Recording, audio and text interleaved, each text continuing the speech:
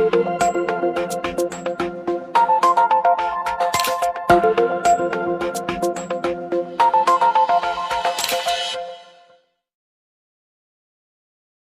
to pag wala si Reggie, kunyari nandito siya. Oh, kunyari close kami. Tapos may anino ng biko na choco. Ang background ko. Yes, so yan ang ating setup guys. Look, diba? Oh, dyan tayo nagtatrabaho. Yeah. Gandang hapon. Look at the chocoloko.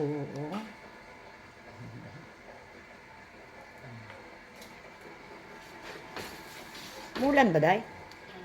Mulan daw. Akala ko tuloy ulan na.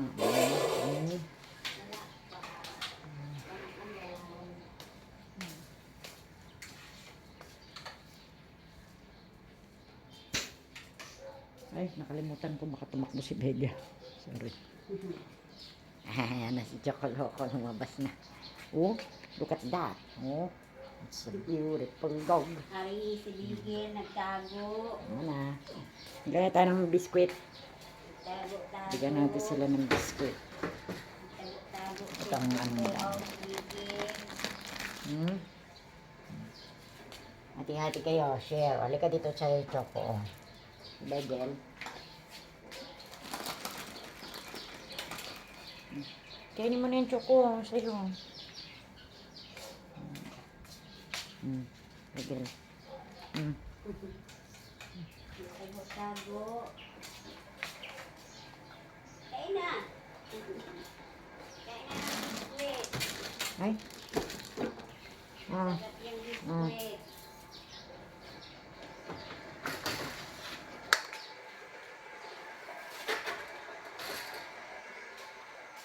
Ang daming nagkakasakit, mga kaibigan ko, puro may sakit. Mga singer, mga kaibigan natin sa TikTok guys. Mga kasama ko nagla-live stream, nagkakasakit. Ewan ko, meron. Bakit? Uso ba ang sakit?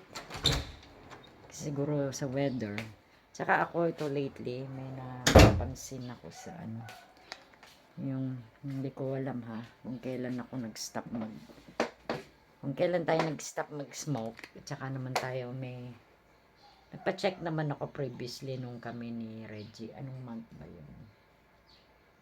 Sabi okay naman. Yung ngayon parang yung hinihingal ka na parang may shortness of breath, mga ganun minsan. Iba naman kasi yung sinasabi nilang hingal at saka shortness of breath. Pares ba yun? Ano sa tingin nyo? Tapos, nag-aano naman ako, may iniinom naman ako na ano, para sa asthma, although I'm not an asthmatic. Hindi naman ako asthmatic guys, kaya lang may iniinom ako yung Dilat area ang pangalan nun. Para hindi ka daw hingalin. Pero ganun pa rin, parang hinihingal pa rin ako, minsan nakakaramdam pa rin tayo ng hingali. Ganun nga siguro pagka nagkakaedad na tayo guys, so hindi na natin may tatago yung paghingal-hingal at saka pag mabilis ka magsalita. So, titingnan ko nga yung kung kailan ba ako nagpa-check up dati. Kasi hindi naman tayo inubo, di ba? At saka nakakatakot nga lang pumunta sa ospital ngayon kasi nga di ba may mga kumakalat doon na sakit. So, minsan, mas safe yun nasa bahay ka, hindi ka palalabas kaysa yung punta sa hospital, di ba? So, mas safe talaga. So, maaring tsaka na lang. Kasi the last time na nagpatingin ako, nakalimutan ko na malalaman natin yan kung kailan ako nagpa-check up. It's dahil sa result ng x-ray. Nagpa-x-ray kasi tayo noon guys. Maganda ba yung aking background? Marami nagaganda yan. Yan ang aking background guys. Pagka tayo nagla-live stream. Yan. So, it's snack time for Brit Pinay. Meron tayong mainit na coffee. Meron akong biskuit. Yes, so, ano bang araw ngayon? Actually, pati araw ngayon, nakakalimutan na natin eh. Today is Wednesday. Alam niyo ta guys, nasa Bohol kami ito. Binili namin ng kapatid ko. Paborito ko siya kasi, presko ba? Presko. Tapos ano siya, yung parang jumper short siya, yung pangitaas.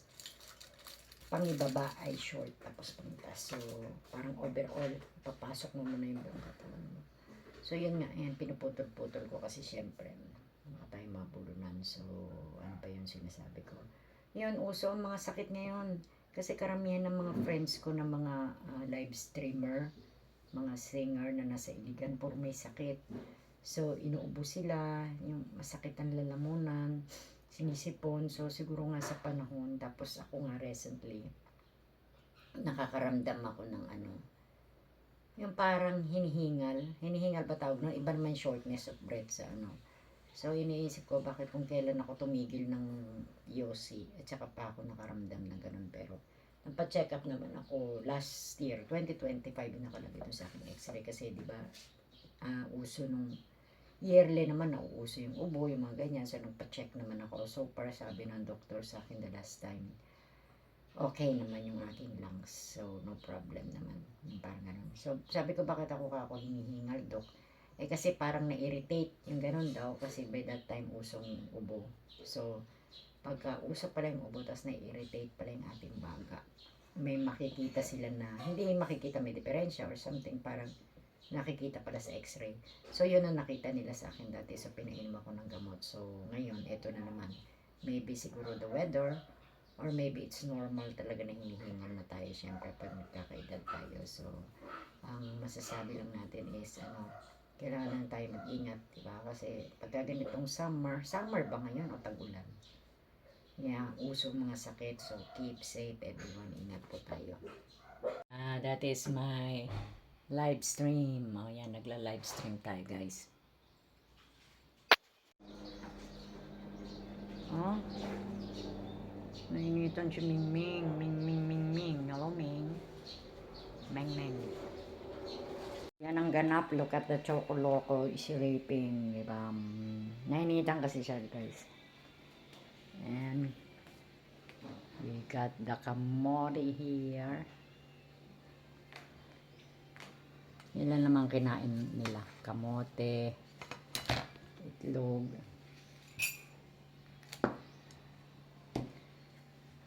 Yan. Grabe init talagang yung weather. Hindi mo may explain. Ang aga-aga pero ang init. May saging pa doon yan. Let's go there somewhere kasi merong mga music na iniiwasan natin ng mga music. Grabe. Alas 8 pala ng umaga pero grabe kainit. Pero yan ang ating setup. Yeah. Pero hindi mo na ako kumanta ngayon kasi pinapahinga ko yung boses ko kasi meron kaming competition. So,